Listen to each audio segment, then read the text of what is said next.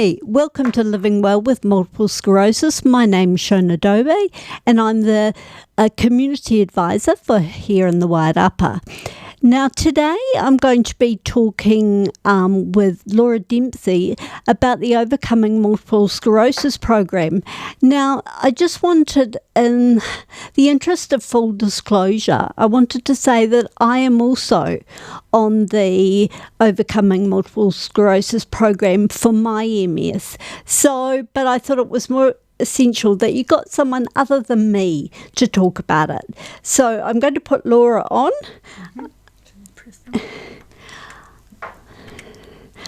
Okay. Hi, Laura. Hello, how are you, Shona? Good, thank you. Now, thanks for joining me today, Laura. How long have you had MS? So I have now had MS. I had my official anniversary, the 10th anniversary in January this year. So, yes, 10 and a half years. I can't believe I'm saying that. Yeah. Yes, 10 and a half years. Oh, that's wonderful. Well, not wonderful that you've had it that long, but great that you're feeling comfortable enough to talk about it, which I think, sometimes in the beginning we're not, we don't feel comfortable, so that's great that you're in that space. So, Now, I understand that you follow the OMS, or the Overcoming Multiple Sclerosis program by Professor George Jelinek. So how did you first hear about this? So I kind of, about that, so I don't know, would it be useful to talk a little bit about my presentation? Yeah, absolutely. As well? No, that would be a good way to start. The reason why I say that is because I recall when I was diagnosed, and I guess like anything with any chronic illness, is that very well-meaning people are always coming towards you to tell you all these wonderful things you could do. And I got my diagnosis. Everyone kept saying, "Oh, I've got someone I know someone with MS, and they do this or they do that," or rub yourself in kale and coconut oil and you'll be fine. And all sorts of things like that. And really when my presentation of MS came very, very quickly, all in one hit. So it was literally on the 1st of January 2009. I'm sitting on the side of the road and a big truck's just gone by. 2009, and my vision started to go. It was very jumpy. And I was having double vision, and my vision was jumping in front of me. That went on for 2 weeks. I had no other symptoms but that. And then as the month went on, I got worse. So I got to the point where I couldn't swallow, couldn't talk properly. I was stuttering. I couldn't walk properly. And long story short, by the end of the month, my husband was taking me to the bathroom and brushing my teeth and dressing me. Gosh, so it was that quick for me. Yeah. And once they worked through what was happening with me, and they did that through a scan, it was confirmed that I had multiple sclerosis. And I didn't know much about the disease at the time. All I kept thinking was, if this is the beginning of my diagnosis, and I've been told, that you have a scale and it can progress, what is my progression going to be like? It was really scary. And really frightening, actually. You just sort of sit there with absolute disbelief, as I'm sure everybody has had that familiar feeling.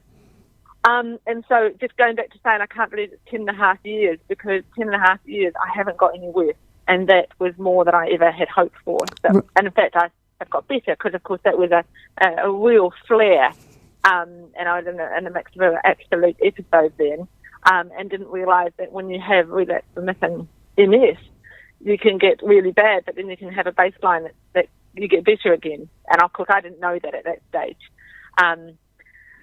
So going back to your question about where I came across overcoming MS, was I actually was at work one day, and that was another stupid thing that I did, was I went back to work very, very quickly, and I should have actually allowed some time to recover. Right.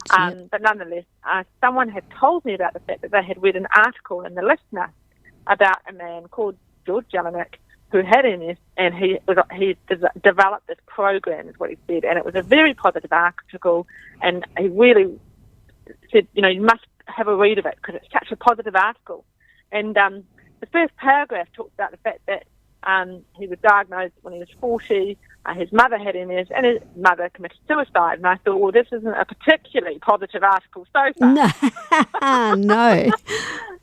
But I continued reading it, and what was positive about it was he was a doctor of medicine, so he was an emergency department doctor, and he decided the knowledge that he had as a doctor, he was going to put that to good use and actually research MS more. And he discovered Professor Swank, which a lot of people will be aware of, and he has the Swank diet, which is quite similar to the Overcoming MS diet. And what he did was he built on that. So he looked at what Swank was doing, and then he refined it, if you like, and developed it further.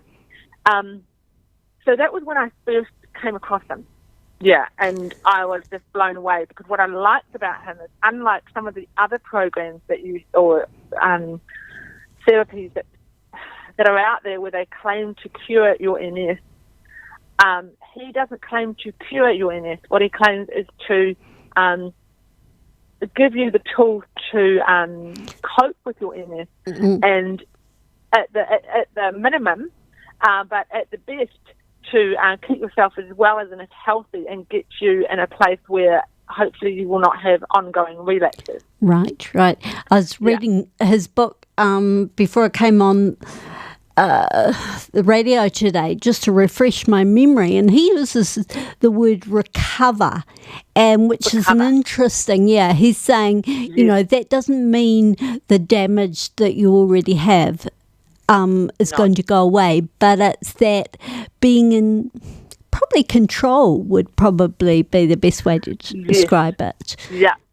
And so his whole outlook is very much, I don't know what it was like for you, but for me, I really had that sense when I was diagnosed all those years ago was, you've got this disease, there's not much we can do for you, and really just go home, and you probably will get worse, and give us a call when that happens. Mm-hmm. And so you're kind of left with, oh my goodness. And he talks about it as the Overcoming MS way of life is very much about a big bowl of hope. Like, you do have MS, and the damage is there, and you will always have MS. But here's a big bowl of hope that tells you that these are things you can do in your life to improve the quality of your life, and to manage your MS. Right. And that really resonated with me. And something I've noticed a lot with people with MS, there seems to be a lot of people that are of a certain type of personality. Some might say type A, but people who, most people I've met with MS seem to be quite active, full-on people in their lives prior to MS, right, and often push themselves a bit more, or they're quite particular or pedantic or perfectionist. And when you've been given something, I mean, that's me. Yeah, it sounds like me too. A bit of you too, Shona. Yeah. Is that when you've been told you've got something, there's nothing you can do. It's like, hang on a minute, that doesn't even compute with me, because I control everything. What are you talking about? And so this Overcoming MS is a great way, because this is something you can control. You can control what you eat. You can control how you want to live your life and how you want to look after your body. And so I can't control the MS per se, but I can control my body in regard to how I look after it. So if I'm to have a relapse, or if I'm to get worse, I'm in the best possible place for that to happen, to recover from it again. Yeah. It's a really good way to summarise it, actually. It's that taking back control. I think, when you're diagnosed, when you have your first or noticeable relapse or diagnosable relapse, you do feel that you lose control. And in some way, taking back the control is such a positive action. Very much so, very much so. And I mean, I was in my life prior to the MS was my husband, but he was in the army for many, many years, and so he was away a lot, and I was at home with children, and I was studying, and I was working, and I basically controlled everything that went on when it came to our home life, and to be in control like that, and to always be busy and looking after everybody and doing these things, to then be put in a position where I had someone to take me to the bathroom and brush my teeth and dress me, was such such a shock for me. And we had quite a role reversal for many, many months where he had to do so much for me that just didn't sit comfortably with me at all. And so this was something that was really positive for me to be able to focus on, but also positive for him because what he could do was help me. And obviously we'll talk a bit more about what this lifestyle is. But he was really on board with it himself. So when it came to cooking and things like that, he took that over because it was something he could do for me to help me because he felt pretty helpless as well. Right, and that's great. And so he took time to learn about it, or did you, or through you? So for me, it was how I learned about it actually was I just Googled Professor George Jelinek, and I happened to come across a video of his, where he talked about the program. He talked about his life, his experiences, and then talked about the program, what to do to follow it, and the research behind it, and why it worked. And for me, I'm one of those people. I'm in or I'm out completely. And I made a decision that day that this is what I was going to do. Right. And we did, and I'll talk about what that is shortly. And I made that decision then and there. This is what I'm going to do because I knew my own personality and who I was. I knew if I didn't do this, and if I was to go down, fast track to 10 years, 20 years, and I got worse, I would always wonder what if I did follow this advice, would I be in this position? So I decided I'm going to do this because if I do get worse, there will be no what if. I know that I did all I could to help myself. Right. Yeah. And that was my approach to life, and that's why I took on this program. And I was fortunate enough that I ended up going on a retreat as well, which we'll talk about a little bit too shortly. But I guess it's probably a good time to actually talk about what is OMS, or overcoming MS, but we call it OMS lifestyle. Because people often see it as just the diet, but it's so much more than the diet. So much more. There's sort of 3 parts to it, and there's 4 parts to it really when I think about it. So one of the things that I liked about this program is he doesn't advocate to go off your drugs. He doesn't say, stop your drugs, stop science stuff, follow this life and you'll be good. What he says is, continue to take your medication if that's what you want to do. Take it. But medication alone is not going to fix the problem. Right. And so it's very much a holistic approach at life. I like that that mantra he has is do whatever it takes, to get it under control and keep it there. Yep. Yes. And so it's not just about the diet. I'll talk briefly about the diet. Essentially, the diet is a vegan diet, meaning no animal products at all, apart from fish, because fish has the omega-3 component to it, and that's a good, healthy fat that we should be having plenty of. But essentially, everything else is vegan, plant-based, whole food, plant-based. And the reason for that is because the research that Swank did and has gone on further with George Jelinek is that the amount of saturated fat people take, if your saturated fat is too high for someone with MS, they're more likely than not to have more relapses later on in life. And that was something that Swank had discovered during his research over many, many years with the patients that he looked at, and something that George Jelinek is also looking at. And I'm now one of his patients, if you like, in the sense of I have to fill in a survey every year so that he can continue to track my life and how my MS is going. So rather than counting out how much saturated fat you're taking with all your food, because then it becomes a diet, and it's not a diet, it's a lifestyle, you just cut out animal fat. And so therefore you just don't eat animal products. And therefore your saturated fat just naturally decreases. So it's a vegan lifestyle with fish. So it's not a completely vegan lifestyle, but essentially plant-based whole food. And of course that's very trendy now. Well, absolutely. We're just so on trend yeah. now. But it's really interesting how over the years it's become a way of life that more and more people are doing, because more and more research is showing that it's really good for you. Right, yep. So that's great. So that's the diet bit. So that's it. But the other thing is exercise. and he talks about exercise has got to be whatever's right for you and whatever your body can do at the time. So that could be, for some people, they could go for a run and climb up mountains. Well, heaven help them, because I could never do that running thing before my MS. I'm sure as heck couldn't do it now. No. You know, I always say, if it wasn't for my MS, I'd run that marathon.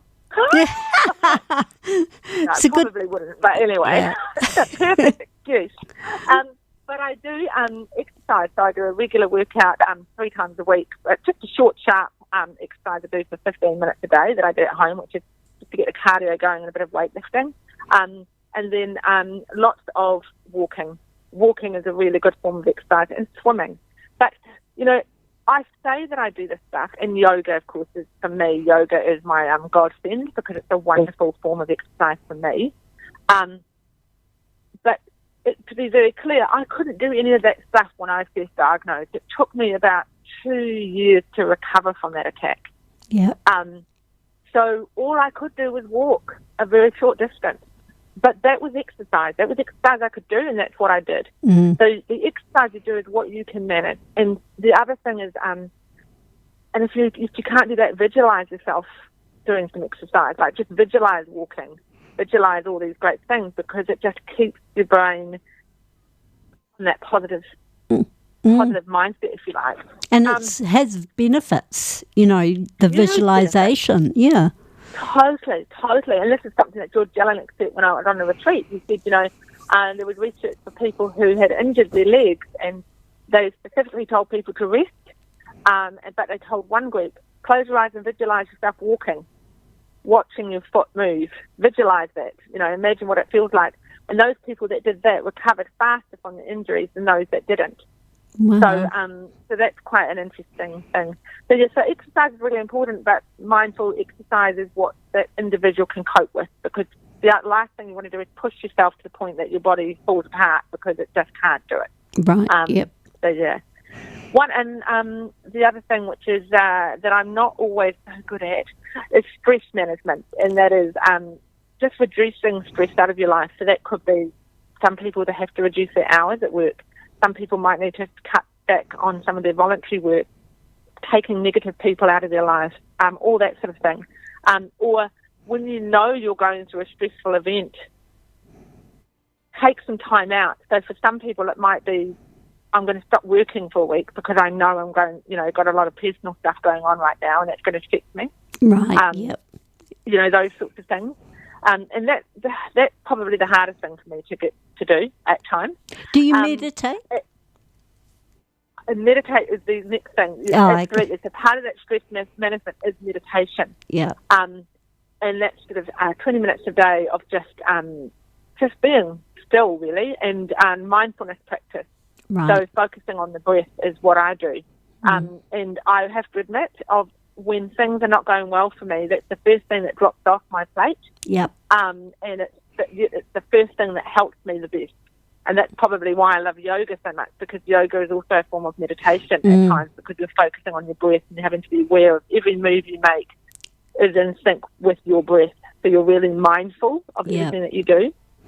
And that certainly helps. So I know that, like right now, for example, I've been really busy with work and I'm going from one place to the next. And my MS symptoms are here. I can feel it now. And I know why. It's because I've not taken the time to just be still and, you know, focus on my breath and just ground myself more regularly. So it's a huge thing. I think stress plays a huge part in everybody's life. The other issue is vitamin D, because there's been a lot of research that shows the further away from the equator, the higher your chances are of having this. And therefore people are thinking maybe it's to do with the vitamin D. Right, yep. And so I do take vitamin supplements during the winter, when the winter's not great, and then I'm outside in the sunshine in the summer when it's out there. And for me personally, I know some people get affected by heat. Right. I do get affected by heat, but not by natural summer heat. So what I mean by that is if there's a fan heater going, I'm in a room, that affects me. But if I'm out going for a lovely walk on a lovely, warm, hot, sunny day, I thrive in it. I love the heat. I do really well out of it. I do better there than I do in winter, that's for sure, for me. Yep, that's great. So yes, sunlight and stuff is fantastic. And then, supplements, I do take a multivitamin, but B12, because it is a vegan lifestyle, one of the vitamins that people may, not all, and I've only ever had an issue with it once, is the B12 can drop. Right, and that's only ever happened once to me. But any other time, my level's been fantastic. So, yeah. So that exercise, again, 20, 30 minutes a day of exercise 3 or 5 times a week is the best thing outside. But going for a good walk is probably the best form of exercise you can do, really. Because you're out in the sunshine, or hopefully sunshine. Yeah.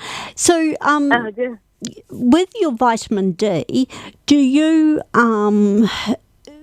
keep track of your own vitamin D levels, or is that something you just did at the beginning and now you know sort of just as long as you take supplements? One of the things, and actually that works well, I went to the retreat, so where I met George Jelinek for the week, and he talked about the vitamin D, and he was saying that really on average people should have around about 5,000 IU a day of vitamin D. Yep. And for some, it might be up to 10,000 IU a day. Now, the standard in New Zealand is 1,000 IU a day. But that's like the minimum for rickets, to avoid getting rickets. And if you lived in the tropics, you could expect to get 15,000 IU a day of vitamin D, if you're out swimming and things like that. And you can only absorb your vitamin D in the first 15 minutes, I think it is, of exposure to the sun. After that, you don't absorb any more. So there was comments around toxicity, like too much vitamin D is dangerous for you. But actually, it's shown that, but for me, it's 5,000 a day, doesn't do too much. It's not going to build up into your system to be a problem. Right, yep. Yeah, and that's something, because when I first started this, the doctors were very wary about that and wouldn't prescribe vitamin D. Right. Now they do. Here we go 10 years down the track, and they're going, actually, there's something to be said about this. Do they prescribe you the 5,000 in a day, or do you have to get supplements from, purchase them yourself? Some GPs do, some GPs don't. Right, okay. So I actually ordered mine online, and I think Overcoming has a recommendation of websites that you can buy the stuff. And so it's just one capsule, which is 5,000, so that's really good. Yep. But my GP at the time did prescribe it because she did the research. I actually gave her the book, because when we sat down and talked, she was like, oh, I don't know about this. And then she said, I want to see the journal papers and I want to do this. And I said, okay, well, here's the book. It's all there at the back. And so she did some research, and said out of that research, she's actually prescribed it. She started to prescribe it a lot to patients. Wow. And to elderly people as well, because she could see it was a really important thing. And then she just kept an eye on me with my blood levels and things, and it was fine. It's a little bit higher than other people, but she was comfortable. It was still within the normal range, so she was fine with that. Right. Yeah. And what about flaxseed oil? Flaxseed oil, I don't take as much as I used to now. I did take it. It was 20 mils a day. And I used to just put that in my smoothie. I had a breakfast smoothie, and I used to put that in there. But if you have oily fish, like salmon and things on a regular basis, you shouldn't need to supplement that. It'd be okay. But, flaxseed oil is definitely another recommendation to take. So it's the omega-3 fatty acid supplement. And it's recommended 20 to 40 mils of flaxseed oil a day is a good thing to take. Right. And, it's an acquired taste. I will warn people if they've never had it before. But you do get used to it. It's amazing. You do. And there's some taste better than others as well. Yeah. And you start to find the ones that you like. But, sometimes I would just pour it on a piece of toast. Yep. So instead of butter, well, I don't have butter, but I would just drizzle it on there, or dip some bread in it and things. Or would just stick it in a salad, so it's part of a salad dressing. Or as I said, just pour it in my smoothie. Yeah. No, it's easy to take. You find all these tricks. Oh, absolutely. Yeah. And Lee, I was saying about the retreat. That was something that was quite an amazing experience. It was up in the Coromandel, and I got to meet George Jelinek. I got to meet oh my goodness, I've forgotten his name. Henson was his surname. Nope, split my mind. Who was yeah, I know who you mean. I'll think of it in a minute. Yeah. Yes, and he was wonderful. They both work at Monash University, and he was a GP, Hanson, and he taught us mindfulness practice. So we would do meditation in the morning, just before lunch, and then in the evening as well. And he spent a lot of time talking to us about the benefits of meditation, which was fantastic. So we had him, and George Jelinek wife, who's also a doctor, was part of that. And so we had a whole 5 days of learning about what it is that goes on in our brain and how the blood flows and the blood vessels, all that, but also a little workshop with each other people with MS, and it was very mindful about how we were feeling about this disease and how our partners came on this. My husband came along with me, but other people did bring their partners. And it was really good for them as well, because it allows them to talk openly about some of the things that they were feeling. Right. And I found it incredibly beneficial, because listening to them talk allowed me to kind of hear almost what my husband was thinking but wasn't saying. And so I was able to check in with them and say, yeah, that's how I feel as well. So I found that really beneficial. Because I said earlier, I was an army wife, and I had children, and I was working, and I was studying, and I was always really busy and in control of everything. And then all of a sudden, everything landed on his lap, and he had to do everything. And I just felt incredibly like I was just a burden on him, and a burden on the children, and a burden on my parents and everybody else around me, really. And that's all I thought of it as for many, many months. And to be honest, I still go through those days where I feel like I'm that way. Right. But to hear other partners talking and realising that it's not a burden, that they're still their partner, and they love them and they care for them, and they just want to look after them. Right. It's not a burden. It's actually something that they do because they love that person. It was an interesting experience, very much so. What about your children? Did you talk to them about it, and how you were taking control? So at the time, from memory, my son was 6. So that can't be right. It must be a bit older than that. I think that's 7 or 8. And then my daughter was a couple of years older than that as well. And so they were old enough to be a little bit more self-sufficient, but young enough to still really need their mum and be quite worried about me. Right. And I was so sick. Like, I was so bad with my attack that they used to have to help me as well, get upstairs or hold me up. At one stage, I couldn't walk properly because I kept falling over, and they would have to plank me on either side to help me walk. And they didn't know what was going on for me. So once we were given a diagnosis, we could do something with that. And so they were almost relieved when they found out what was happening with me. Right. But then they were scared as well. They didn't know what was going to happen to me. I think that was a bit tough on them to start with. But I think me focusing on the positive and doing things to look after myself was the best gift, if you like, I could do for my children. Yep. Because I think they admired me for that. And, I know my daughter now talks about the fact that she has sort of noticed the difference between the fact of someone like me who's doing all I can to look after myself versus someone else she knows who isn't doing that. And the difference in how the MS is presenting is quite significant. So I think it's a good lesson for them, to see that, and not just to see how I've managed the MS, but also see how my husband has managed the MS as well, because it taught them about relationships and what it is to support each other. Right. It's a lesson for life, really, isn't it? It really is. Yeah. Yeah. So listen, probably would have preferred not to have had it. Oh, look, you don't have to teach them now.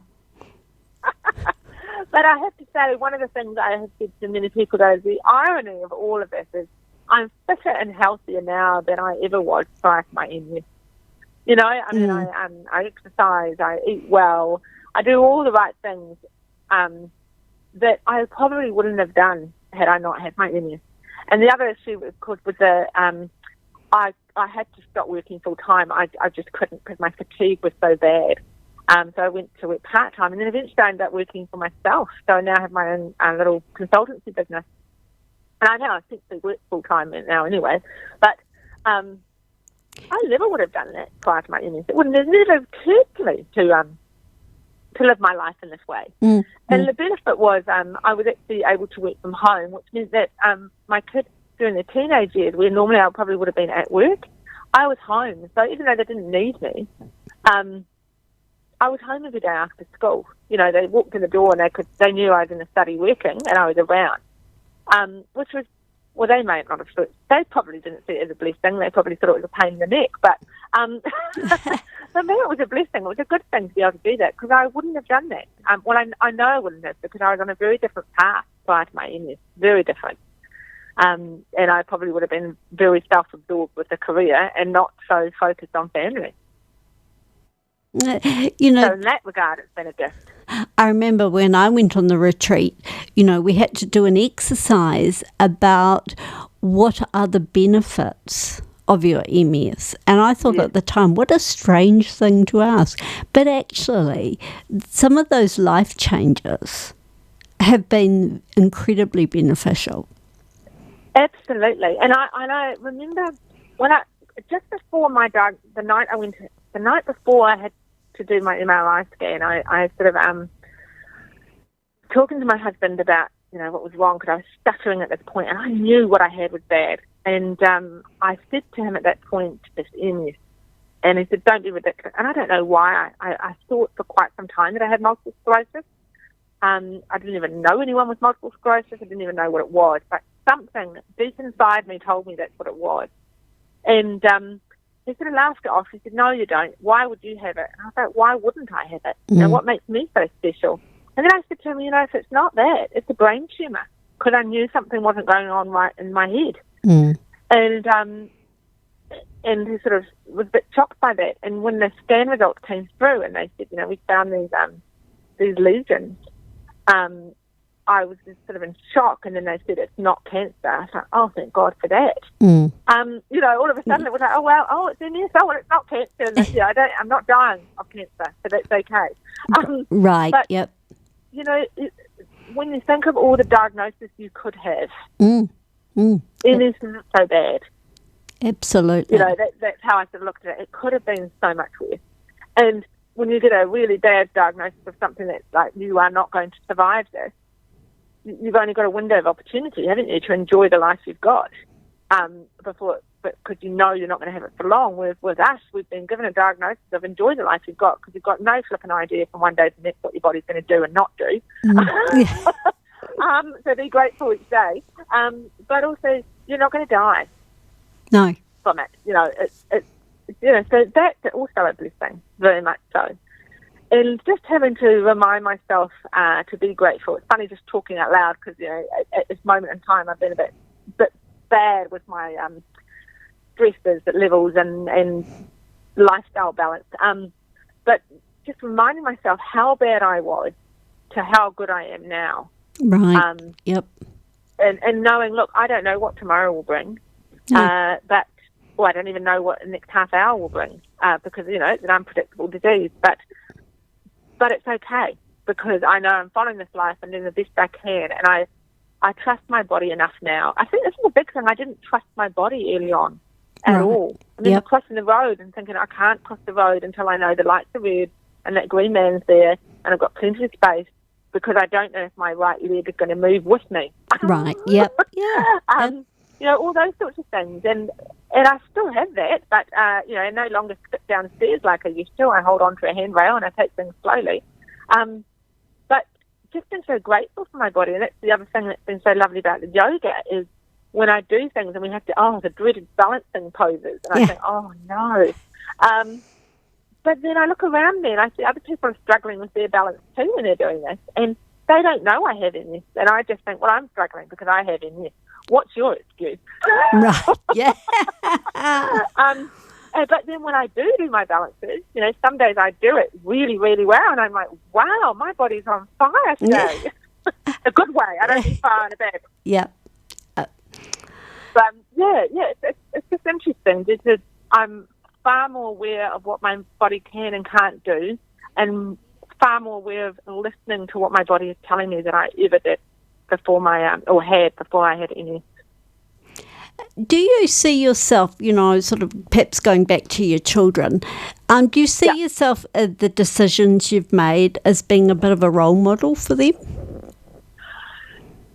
I hope so. I mean, I don't think I did at the time, but when I look back on it now, I think probably the best thing, and I'm not saying I did perfectly well either, and I know that they would probably be here going, you're a raving lunatic, you're an insane mother. But, and there were my behaviours at home weren't always logical, but then they were linked to my MS. And, I did have bouts of depression, which many people with MS or people with chronic illnesses have. And I would feel bad about that with others. But actually, when I look back on it, it's life. That's what life is. And this is what this disease does to us. And so I hope for my children they can look at back and go, oh, yeah, my mum got diagnosed and this is how she handled it. And actually, she did all she could. And she wasn't perfect because she's human. But actually, she didn't give up. She didn't just go, this is all too hard. And I'm not a victim. And I'm just not a victim. And I think for me, a mindset is a huge part.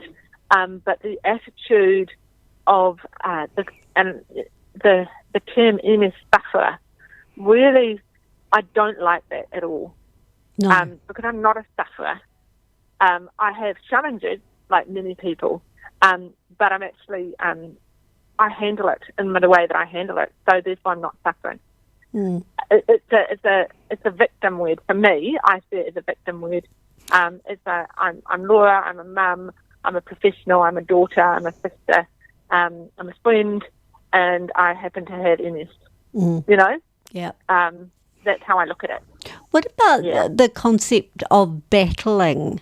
Now, I've heard both sides of whether whether people are comfortable with that term.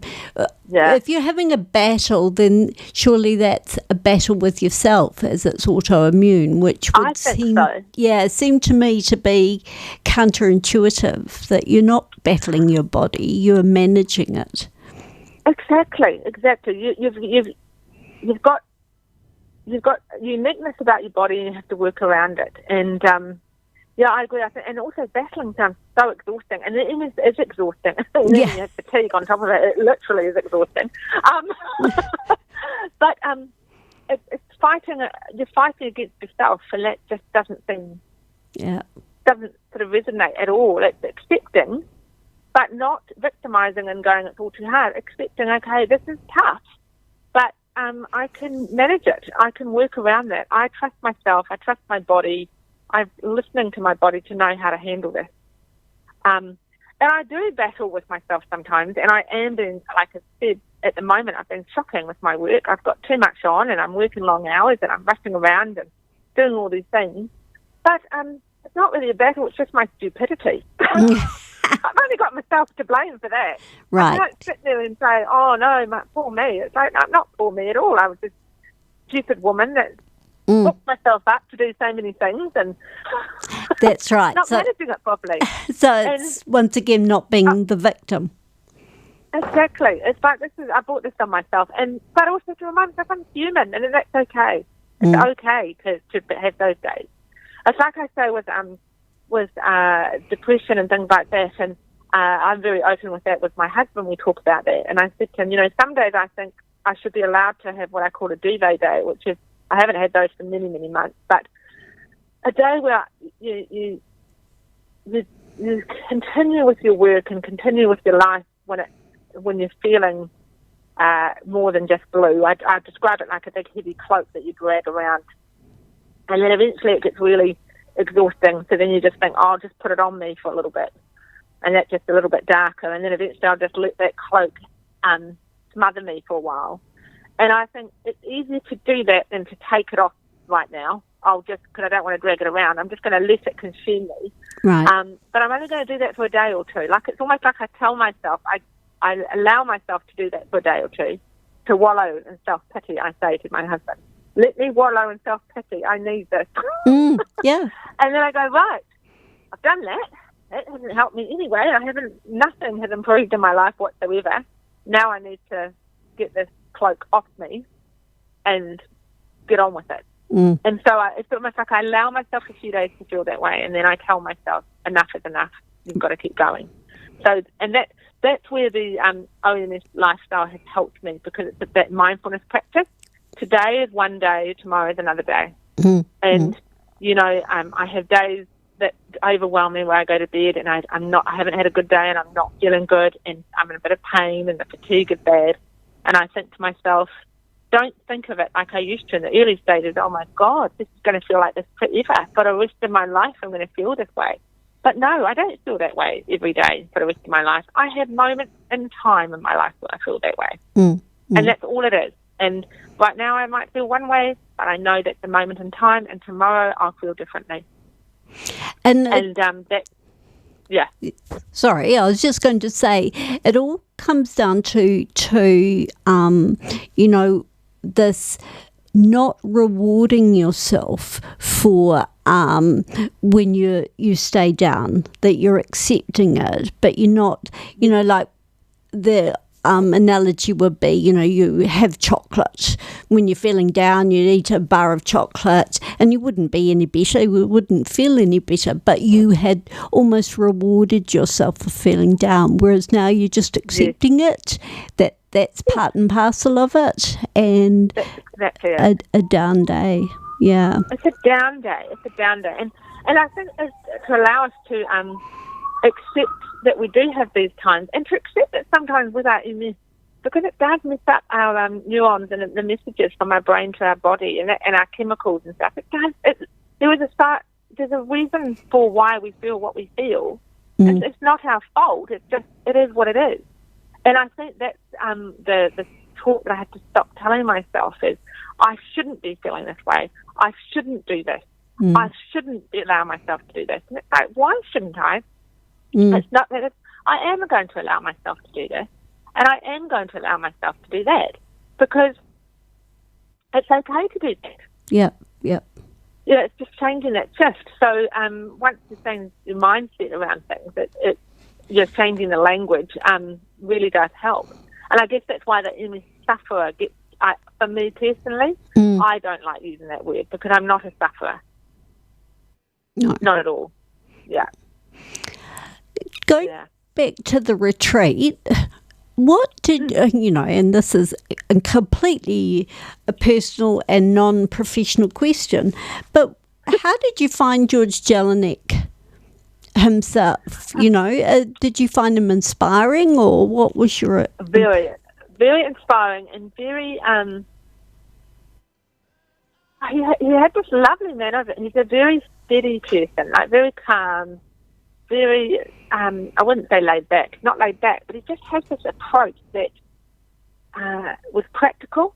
Right. Yep. And, when you listen to him talk, it made sense.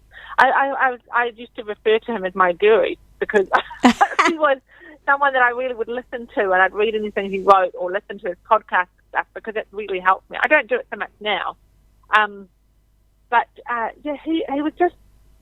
He was just a genuinely lovely man who was really listened to people's experiences, and we all had different stories. We all had a different experiences with him. There was one woman who was really angry, and she was angry because she never heard of ONS before until that year, and she was starting to follow it. And she was angry because she said, you know, if someone had told me about this 10, 15 years ago, I might not be as bad as I am now, and I'm just angry that I never got the opportunity to discover this life, you know, this lifestyle earlier. And I remember, and she was really angry, and I mean, I felt for her, because she, when I looked at where she was at, that was very much how I was as I started to recover from my attack, but she had to walk holding the wall because she was so wobbly, and she'd stutter, and she'd drop things and things like that. And she was the same age as me, and I just felt for her, because she had children too, and I just knew the way he was with her, and he just said, you have every right to feel angry, and I'm really sorry that you feel angry. But today's today. This is a new day. You do know about this program now. Yeah. So put your energy into learning about this and seeing and thinking that this could be a new way of living. And this is today's a positive step in the right direction. So he sort of allowed her to be angry, acknowledged it, but then he was very good. And I mean, that's what I like about it, is when he would talk, say, stop living in the past, because the past has been. You can't do anything about the past. And it's like when I hear people telling me the day they got diagnosed over and over and over and over and over again, I'm like, that was the shittiest day of one of the shittiest days of my life. Why do I want to keep talking about that day? Yeah, right. That was 2.5 years ago. I've moved on. I don't want to go back there. That was a really horrible day. I look at now and go, well, where have I been to now? And I've always been very, I had this view when I got diagnosed. I remember saying to my husband, if I can get through the first 5 years with this disease and I haven't got any worse, I'm going to be okay. And that's what I'd say 5-year blocks is how I looked at it. And I got to 5 years and I was better than I ever was prior to my illness, really, when it came to my health and fitness even. And then I got to that point, and then I remember saying to the nurse, if I can get through the next 5 years and I haven't got any worse, I'm going to be okay. And I've got through the next 5 years and I haven't got any worse. So I think, well, this is good. I have bad days. I'm not saying that I'm in fantastic health all the time and I'm a box of fluffy ducks, because I'm not all the time. But I haven't got any worse. And I've never gone back to where I was. Right. Which is a great thing. So, I'm always thinking like that. I just look at blocks and little milestones and just celebrate those events when they come up. So, since you've been on the program, have you had a relapse? I had, let me just think. Yes, I had one relapse. Right. Yep. That was quite a few years ago, but it was very small, and I recovered really, really quickly, really quickly. And I think it was, within 2 weeks I was back to my my baseline, if you like, again, which was great. So that, very good. And most of the stuff that goes on now for me that are not relapses, they're little exacerbations. I can't remember the word at the moment for it. But the ongoing things that will crop up. And it's funny, as I'm talking to you now, I can feel my mouth and pins and needles around my mouth and stuff coming up, because it's that time of the day. It's getting a bit tired. And it is what it is, and I'm particularly bad at the moment because I had not fulfilled my meditating and my yoga and my exercise. Also think, people feel that once they're on the program, if they have a relapse, then huge disappointment, or that they haven't done it right, whatever. But I think, it's all part of it, and body won't come right straight away. It's going to take time. And, to sort of go with that and not, be concerned straight away. Absolutely. Absolutely. People say, I tried it and it didn't work for me. And I'd say, how long did you do it for? And they're, about 6 months to a year. Right. And it's like the book's very, the program's very clear. It takes at least 6 years. Right, yep. Before you can have a real feel that things are right, a difference. And I mean, I did notice the difference quite quickly. And certainly, I know that if I'm not following things properly, I don't feel right. Right. And it's a no-brainer for me. I know that when I follow the program, I do so much better than if I go off it a little bit. Right. Yep. Yeah. So and also, I don't care if I keep having other relapse. Well, I do care if I have relapse. That's the wrong thing to say. If I'm having a relapse, I'm not going to sit there and go, oh, well, bugger this. I'm doing it. I'm not going to follow this lifestyle anymore, because it is my lifestyle now. In fact, my kids asked me once, if you discovered that it's not that you couldn't meet again and it wouldn't affect your MS, or that they find a cure for whatever and you could go back to eating meat, would you? And no, I wouldn't actually. I just wouldn't. I don't like it. Right. Yep. I don't like the smell of it. I don't like the look of it. And I used to be a true Kiwi girl. I like my meat and my roast dinners. But now I look at it and go, ooh, why would anyone eat that? And that's what it is. It's a lifestyle, isn't it? And I think you've really Totally. hit the nail on the head there, that it's not just a diet, it's not just stress management, it's just a combination of everything. A combination of all sorts. And then when things aren't going well for me, I have to sit back, and of course, because my husband is so pro this life for me as well and supportive, if I'm not having a good day, he will sit there and say, well, I have noticed that you haven't been doing XYZ lately. I'll shut up. But he's right. Yeah. Very much so. So, yes, that is a lifestyle, and this lifestyle is good for you. And this is something my doctor said to me at the time when we were talking about it. She said, well, I'm not going to not support you because you're doing everything that as a doctor you want, telling you to exercise, take as much stress as you can out of your life, look after yourself, eat well. Yeah. It's not rocket science in that regard. No. And it's not a message that anyone can say is not right. That's right. Yeah. Sounds Absolutely. so simple, but, so effective. And I think I know for some people when I talk about it, like I couldn't eat the food that you do because I enjoy my food so much. And I just think, I remember people, like if I go over to people's place, now I haven't got you a dessert, or I haven't got you a muffin or a cream donut or something. I haven't got anything nice to offer you. And it's like I don't need that actually. And actually there's plenty of vegan food now that you can have that is just as nice. You learn to adjust to it.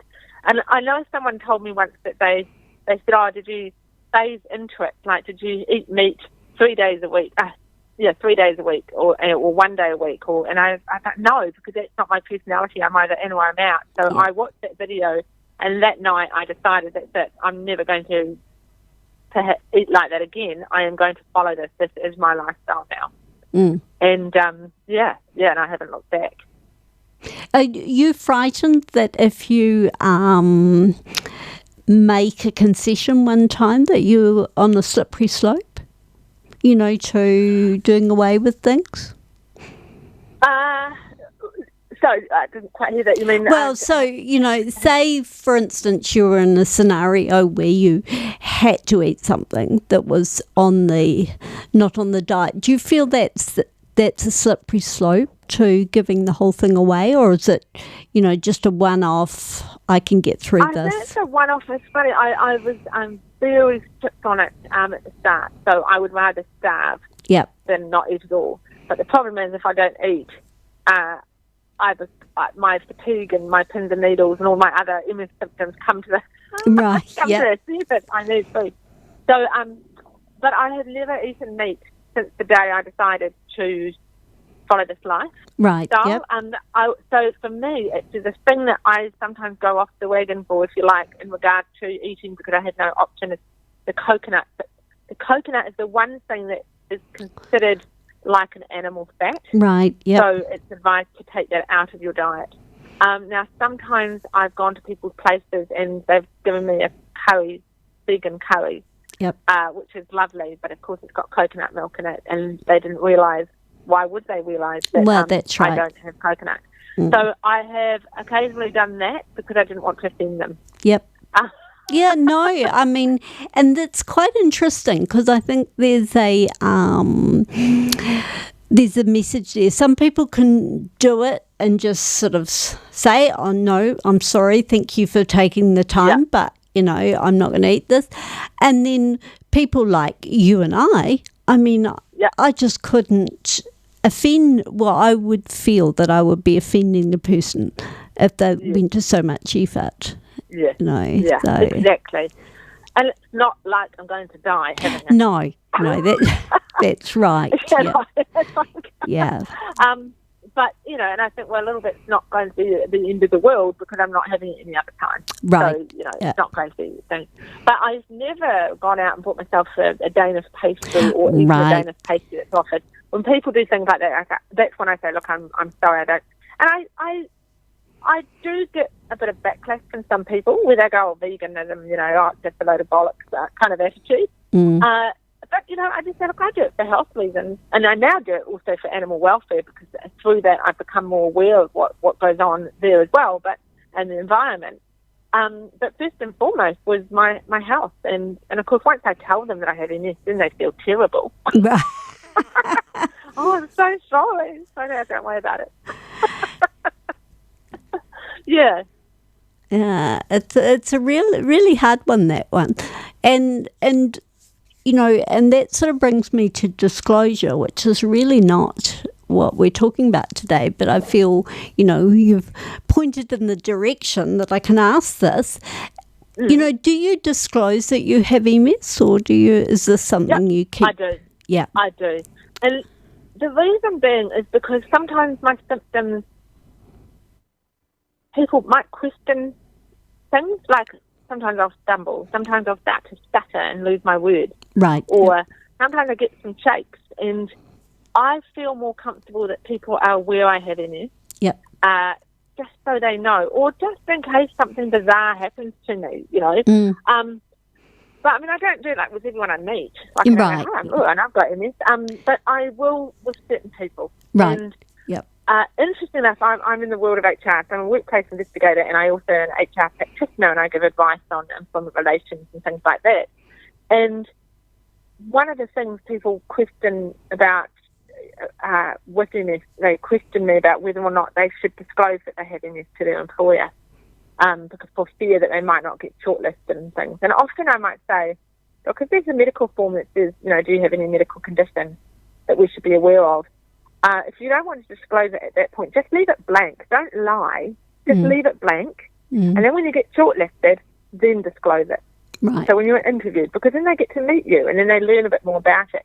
You see, for me, I actually used it as a selling point, because what people say, what are the challenges you've had in your life, or how do you deal with this and this and this? And I say, well, actually, I had MS, and this is how I dealt with it. This is what I did, and that is how I approach my work. You throw me a challenge, and I'll start looking at what other alternatives can we, follow? What other things could we be doing? And we put a plan in place. Yeah. So I kind of use it to my advantage, and I did that in one interview, and they were like, wow, okay, well, if you can do that and you handle your MS as well as you do, we're pretty sure you'll be able to handle this work environment. And I got the job. And I think it's about self-managing. It's about owning it. Just going, yeah, I have it, but this is how I deal with it. And if you've got a problem with it, well, I don't want to be with you, so bugger off. I don't want to work with you. I don't want to, So, no, and of course, I think people are interested because they do want to know more about it, and MS is surprisingly common. So when you talk about it, someone will say, well, actually, my best friend's got it, or my mother had it, or my father had it, or I think my friend might have it. But I've never asked them, but I think they may have it. Those sorts of conversations have been quite useful. And I think, going back to what you're saying about your employer, what you're doing, you're not taking that victim stance. And if you're being a victim to your MS, then perhaps a potential employer would see that you would be a victim for other things. Yeah, absolutely. And I worked in the disability sector for a wee while, just by chance, not because I had MS, it was just by chance. And that was one of the strong things that we used to talk about is, it is part of who you are, and you shouldn't be ashamed of it. But you can control it, and you can put yourself in that position in a very positive way. So I have no shame in telling people I have MS, because, to be honest, I'm proud of the fact that I have managed it the way I have, and I approach it the way I approach it, because there's so many people out there that are doing the same thing, whether it be with MS or any other illnesses that they might have. And that should be celebrated. Yeah. Well, I think we'll leave it there, Laura. That was fantastic. It's lovely to hear from you, and lovely to hear how you're taking control of your MS. So, thank you so much, Shona. Thank you. Bye-bye. Okay, take care. Bye.